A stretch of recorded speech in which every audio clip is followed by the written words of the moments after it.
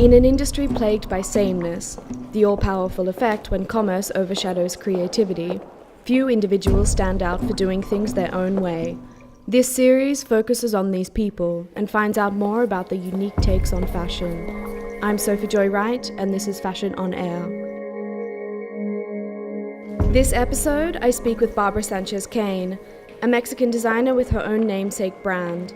The Sanchez-Kane Spring-Summer 16 collection was presented at Los Angeles Fashion Week and has been featured in Italian Vogue. To start, I'd like to just talk about your background.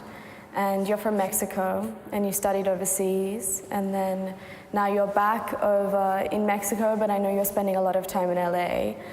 How important is your culture to your design process and aesthetic? I use a lot of folkloristic inspiration in the garments, or people that does the process, very artisanal work on it. So I think it's very important. It's like my DNA. At the end, you could tell a story from a different point of view, but always your center point will be, for me, Mexico. Because there aren't many Mexican designers around, are there? It's growing. I think the industry is obviously experimenting more. You see the start of new designers in Mexico. There's a couple ones in New York Fashion Week, but still it's gonna take a while. So do you feel like you're a bit of an outsider in Mexico in that sense? Yeah. Okay. And then also in LA, because you presented your most recent collection at LA Fashion Week. Maybe I was super nervous at the beginning because that was my first fashion week, but it was a very cool experience and it helped me grow so much, and I learned about all the process of being in backstage, because I had the show in Polimoda, but they take care of you. There, you need to take care of yourself. You're out in the world and it's just you. There's something quite improvisational about your style, in a sense. Yeah, I think the experimentation process is so important for a designer, because there's beautiful things that you don't even know they could happen, and then you did a mistake, and then this beautiful thing comes in, and you're oh, I didn't think about it. I work with a lot of artisanal people in Mexico. In Mexico, so there's people that just speak Mayan, and Mayan not Spanish, Mayan. Okay. So do you speak Mayan as well? We use certain words in my language, okay, but I don't. Okay. I know certain words, but not. So how does this work then? Like this. Okay. Basically, it's science. Okay. So I took them, I want them to embroider these English words in the garment. So I was okay, these are the English words, this is the order, this is how you need to do it. And they're yes, yes, yes. I'm are you sure you get it? Because you cannot just play around.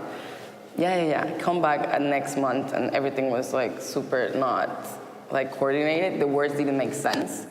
It wasn't what you asked for. No. So at the end, it was a phrase that says, not is real, not. Something like that. Okay. And I was it doesn't make sense. But I was I love it, thank you. So it worked for you? Yeah, it worked for me, because I use, in my collection, I use the word paranoia. Yeah. So for me, it was the most paranoid thing. Not is real, yes. Was that this mixing of words, that it wasn't me, they were them doing it. So I think this chaos in the way you do designs is good. If there are other designers that you admire or reference or look up to? Walter van Beirendonck is Sure. It's my God. Okay. He still surprised me every time I see a collection. He's still fresh. He's not he looks like he's enjoying what he's doing, basically. So that's what I want in the future. Keep enjoying doing clothes. I will not be a designer if I will not enjoy it. You need to love your work. Sure. It's all works in life. So you did your undergraduate degree in engineering. Mm-hmm. Is anything pulling through from that education into your design at all, or sort of a way of thinking, or? No, for sure. I think I do men and as in menswear. Yeah. Because of that, it makes, I don't know. I think my mind went more the body of a man is more building up, and it's more structural. Let's say the clothes and everything.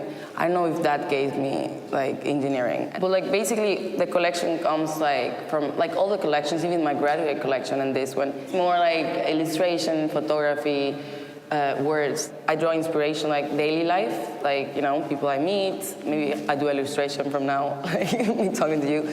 I could say like all the clothes, all the outfit has like, it's like a diary entry. In the context of fashion, there are a lot of men designing women's wear, but not so often the other way. I think this is super interesting, and also you bring a lot of sort of feminist iconography and imagery into your collection for men, but without taking away a sort of sense of masculinity. Exactly. My bridal collection, there was like these huge men, because it was like, oh, they look like, I don't know, like they look, I like brother men, you know, like to like dress them, to create these moods. Like it's like at the end, these clothes will not be clothes if you weren't like a human wasn't wearing it. And so what is the next chapter, your next collection? Can you tell me a bit about that? So my next collection is like, what will happen, what's the word if like feminism was for a man? If Adam and Eve were created backwards and Eve was born before Adam. So what would the guy will fight? Actually, yesterday I was asking all these guys, like, if it was backwards, what would you like ask for? Like, what were you fighting? So as if men were marginalized Exactly. since the beginning of time. Exactly. And what would they be doing? Yeah, what would they be doing? Okay. So it's a different aspect, because there's a lot of feminism. Like even like a lot of designers, like brands use feminism a lot. So I think this will be a new like thing. Like a new take on it. Yeah. Thank you so much for talking to me today. It's been such a pleasure. No, it's always nice to be back to Polimoda. Yeah.